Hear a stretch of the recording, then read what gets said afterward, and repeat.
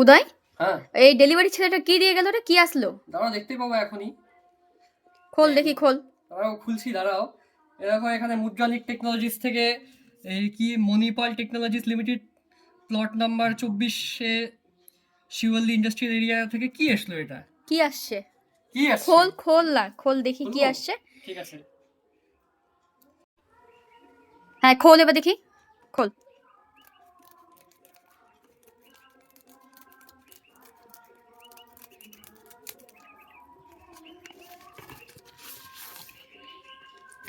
এটা তো দেখছি বই আসছে। বই তো। এবার দেখবা সারপ্রাইজ। কি সারপ্রাইজ? নামটা দেখো বইয়ের। আরে এটা তো তোর সেই বইটা না? হ্যাঁ, এটা আমার ওই 3 তোর বছর আগেকার বইটা। লেখাটা, হ্যাঁ, উদয় কুমার ঘোষের ট্রান্সেল ভেনিয়ার অভিশাপ। বাহ, তোর তো স্বপ্ন পূরণ হয়ে গেল রে একদমই একদম। তাই, একদমই তাই। বইটা সবাই একটু দেখাও। এখানে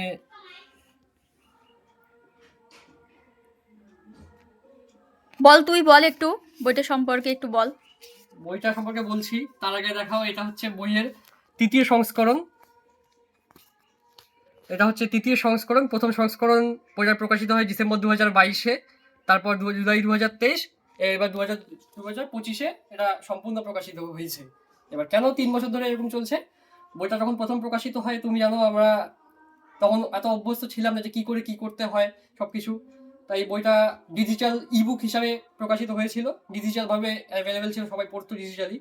তো আমার যারা পাঠক ছিল, পাঠকদের দীর্ঘদিন ধরে একটা দাবি ছিল যে বইটা সম্পূর্ণ মুদ্রিত এই বই হিসাবে লেখার আকারে কালির অক্ষরে যেন প্রকাশিত হয়।